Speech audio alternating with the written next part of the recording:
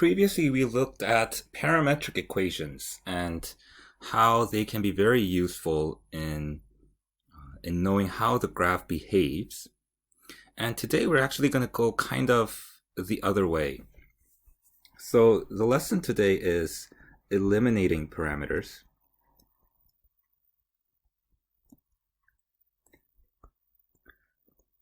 And one disadvantage of having parametric equations, for example, if I have x of t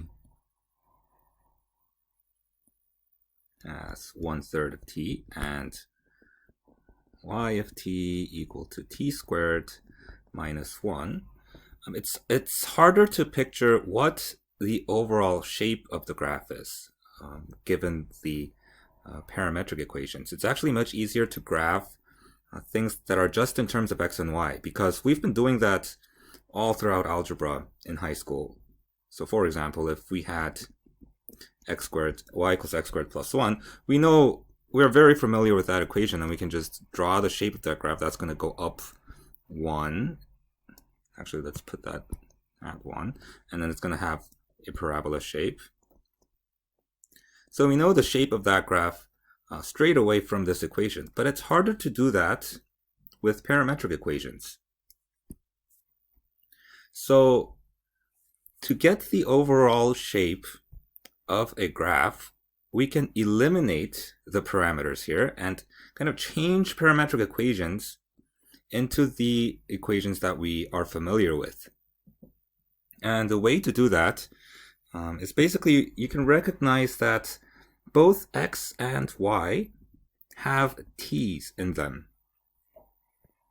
So if you can solve for t, if you can have t equals something from this equation, then you can plug this in where t is in the second equation.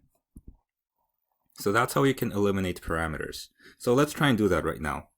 So let's solve for t here. If x equals 1/3 t, then t is going to equal, by multiplying by 3 on both sides, 3x.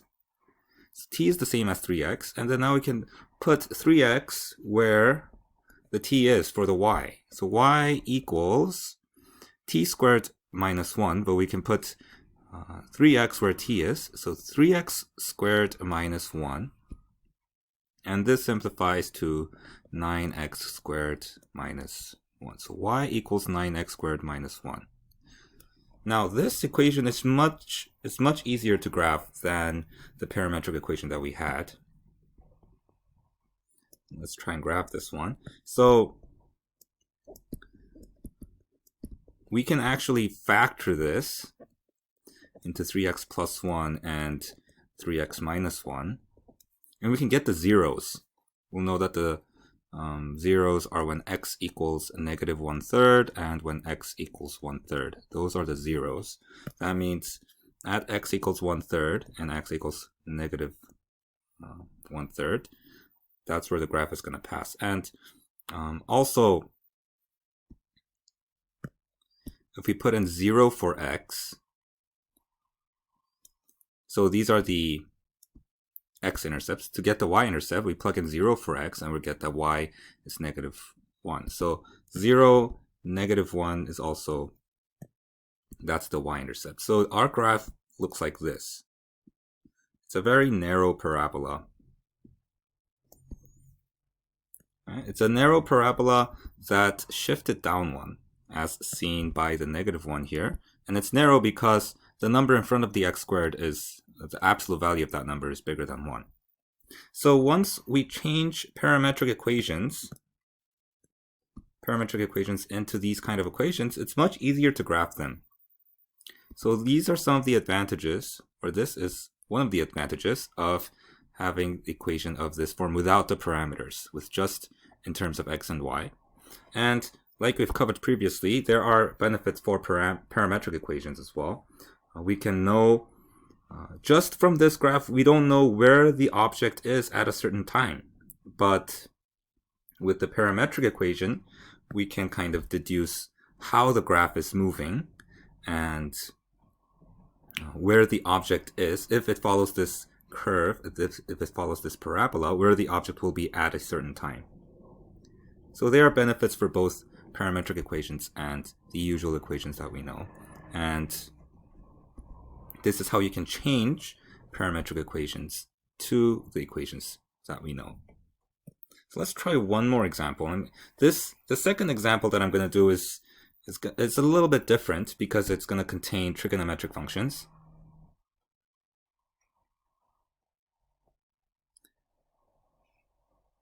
And the way you solve, or the way you eliminate parameters for the second example is a little bit different as well. So let's say that we have x of theta, this time it's going to be a function of theta, not t, equals cos squared theta, and y of theta is going to equal sine squared theta. And here is our plane. Now, just by looking at this graph, it's hard to deduce what the shape of that graph would be. So let's try and eliminate the parameter. Now, this time, instead of trying to solve for theta and then plugging that into the second equation here, we can recognize one of the trigonometric identities. And that is that cos squared an angle plus sine squared of an angle equals 1. Right? This is one of the trigonometric identities we know. And we see cos squared and sine squared here. So we can kind of think of a way to use this identity to eliminate the parameters simply. So if you add these two together, according to the trigonometric identity, you're going to get 1. Right? So focusing on this side, you're going to get 1. So that means if you focus on this side, we're also going to get 1 because these are equal to each other. So because cos squared theta plus sine squared theta is 1, we can substitute in x for the cos squared theta and the y for the sine squared theta. And we'll get the equation x plus y equals 1. Now this looks much simpler. This is actually the same equation as this one. If you eliminate the parameters for our parametric equation up here, you'll get this equation down here. And let's graph this. This should be easy to graph. Y equals negative x plus 1, right? So let's have the 1 over here. And it has a slope of negative 1. So it goes down 1 and then over 1. So the graph is going to look like this. Oops. It should be a straight line. Can't draw a straight line now. All right. Now, one thing to notice with, especially when you're dealing with trigonometric functions, is if you notice, we had x of theta equals cos squared theta, right? And you'll notice that cosine of a function is always between 0 or always between 1 and negative 1. Right? Cosine of a square of a cosine is actually also going to be between 1 and negative 1. And the same is true for sine. Sine squared is also between 1 and negative 1. So this means that there are actually limits to x's and y's. So x is going to be in between negative 1 and 1. The y's are also going to be between negative 1 and 1. Right? Because those are the limits for these trigonometric functions. So in fact, if we are to translate this parametric equation more accurately into this kind of equation here, we need to include the boundaries that the values of x's and y's should be between negative 1 and 1. Oh, and I'm forgetting something here. These are squared. These are all squared. So in fact, these can't be negative. In fact, these have to be between 0 and 1 because each of them are squared. If it was just cosine and just sine, then it would have to be between negative 1 and 1. But since it's squared, it's not going to be negative. Okay, so we'll have to include these boundaries.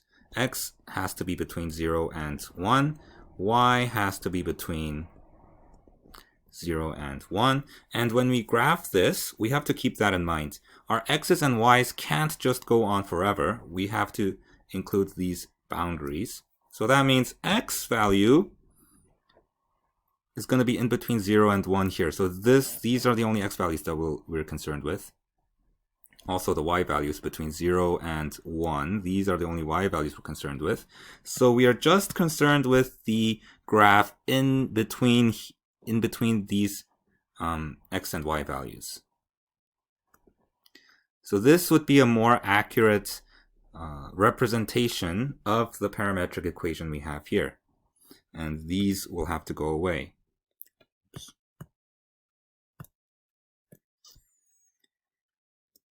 These will have to go away because it can't actually equal greater than 1, or x and y can't be greater than 1. Okay, so these are some of the benefits of eliminating parameters. It's much easier to graph when you eliminate parameters. And even when you eliminate parameters, especially when you have trigonometric functions, you'll need to keep in mind about the domain and range. So make sure when you are translating parametric equations that you are also keeping in mind the boundaries of those equations, and make sure you note those boundaries here so that you don't accidentally mess up with the boundaries when you graph them.